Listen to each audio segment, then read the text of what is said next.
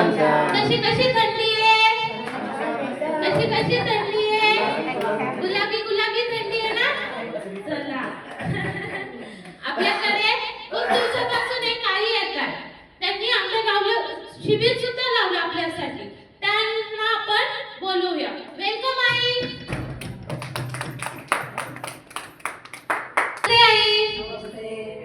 आई तुमचं नाव सांगा पहिले, बसलेल्या आई बाबांना. आई तुम्ही कुठून येता थेरपीला? पंचवटी वरून. आई तुम्हाला काय काय आजार आहे? मणक्याचा, पाठीचा, हाताचा,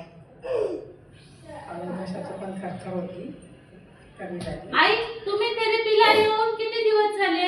1 महिना झाला. 1 महिना झाला. आई तुम्हाला कसं वाटतंय आता थेरपी घेऊन? छान वाटतंय. छान वाटतं. बराच आजार कमी झाला आहे.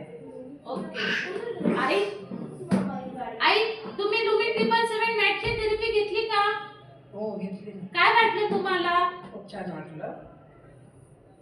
खूप छान, म्हणजे पाठीचे पूर्ण नसा वगैरे सगळ्या मोकळ्या आणि जेवणाचा पण मला फरक पडलाय.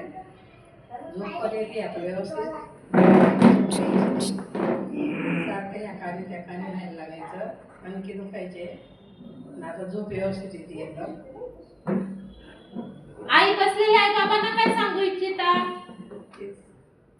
लिमोथेरपी कंटिन्यू जर केली तर आपले सर्व आजार कमी होऊन जातील आणि जेवण पण आपलं सुरळीत, ॲसिडिटी वगैरे सर्व कमी होऊन जाईल आणि डोक्याचे पण थोडंसं आपण जे टेन्शन म्हणतो तो प्रकार काही येत नाही त्यांना मोकळं झाल्यामुळे.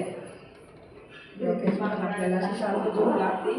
नाही पण सर्व दिल्ली अशी मोकळे वाटायला लागतात. मला पहिले वाकायला पण प्रॉब्लेम यायचा, म्हणजे असा बसायला पण यायचा, पण आता तो पण सॉल्व झाला आहे आणि हाताचा पण बराचसा कमी झाला आहे. आई बसलेल्या आई बाबांना काय सांगणार? रोज रोज थेरपीला या. थँक्यू आई. आईसाठी जोरात क्लॅपिंग करा.